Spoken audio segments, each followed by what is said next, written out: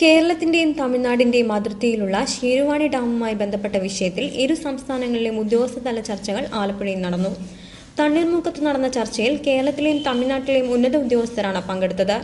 ഡാമിന്റെ ഉയരം 3 മീറ്റർ ഉയർത്തണമെന്ന് ചർച്ചയിൽ തമിഴ്നാട് ആവശ്യപ്പെട്ടു. എന്നാൽ കേരളം ഇത് അംഗീകരിച്ചില്ല. ഡാമിലെ 90% വെള്ളവും തമിഴ്നാട് അനധികൃതമായി കടത്തുന്നതായി കേരളം വ്യക്തമായ തെളിവുകൾ നിരത്തി സാധൂകരിച്ചു. ഇനി മുതൽ ഡാമിൽ നിന്നുള്ള വെള്ളം കൃത്യമായി തമിഴ്നാടിന് അളന്നു കൊടുക്കുവാൻ ചർച്ചയിൽ കേരളം തീരുമാനിച്ചു. അതിനുള്ള സംവിധാനം അതിർത്തിയിൽ ഒരുക്കുമെന്നും ഉദ്യോഗസ്ഥർ അറിയിച്ചു. TMC ജലം അവർ കൊടുക്കുന്നത് എക്സിറ്റ് പോയി കഴിഞ്ഞാൽ പിന്നെ ഒരു 1.5 കിലോമീറ്റർ അവരുടെ ഫോറസ്റ്റ് ഏരിയയിൽ കൂടെ ഓപ്പൺ സ്ട്രീമിൽ കൂടെ പോയിട്ടാണ് നമ്മൾ മെഷർ ചെയ്യുന്നത്. അപ്പോൾ അതിൽ നമ്മൾ എക്സിറ്റ് പോയിന്റിൽ അല്ലെങ്കിൽ ഇൻടേക്ക് തന്നെ ഓഫ്ടേക്ക് തന്നെ നമ്മൾ ഒരു മെഷീൻ ഡിവൈസ് വെച്ച് ആക്ച്വൽ ക്വാണ്ടിറ്റി കൊടുക്കുന്ന അളന്ന് തിട്ടപ്പെടുത്തി കൊടുക്കാനുള്ള മെഷീൻ ഡിവൈസ് വെക്കണമെന്ന് JCBയിൽ ഉന്നയിച്ചു. അത് JCB മീറ്റിംഗ് മൊത്തത്തിൽ അംഗീകരിച്ചിട്ടുണ്ട്.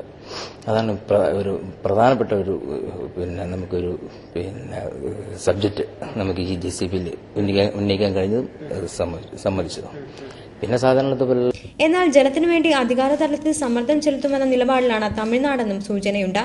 അതേസമയം പാലക്കാട് നടത്താൻ നിശ്ചയിച്ച ചർച്ച ആലപ്പുഴയിലേക്ക് മാറ്റിയതിനെക്കുറിച്ചും ഊഹാപോഹങ്ങൾ ഉയരുന്നുണ്ട്. ചർച്ചയ്ക്കായി തമിഴ്നാട് ഉദ്യോഗസ്ഥർ തലേന്നു മുതൽ ആലപ്പുഴയിലെത്തി പുന്നമടയിലെ ഒരു പഞ്ചനക്ഷത്ര ഹോട്ടലാണ് താമസിച്ചിരുന്നത്. പ്രതിദിനം 30,000 രൂപയിലധികം ചിലവ് വരുന്ന 26ഓളം റൂമുകളാണ് തമിഴ്നാട് ഉദ്യോഗസ്ഥർക്കായി ഒരുക്കിയിരുന്നത്. ചർച്ചയ്ക്ക് ശേഷം കായലുല്ലാസയാത്രയും നടത്തിയാണ് ഉദ്യോഗസ്ഥർ മടങ്ങിയത്. ഇരു സംസ്ഥാനങ്ങളിലെയും ഉദ്യോഗസ്ഥരുടെ ആഡംബര ചർച്ചയ്ക്കായുള്ള തുക ചിലവാക്കേണ്ടത് കേരളമാണെന്നതും ആക്ഷേപമുയർത്തുന്നു.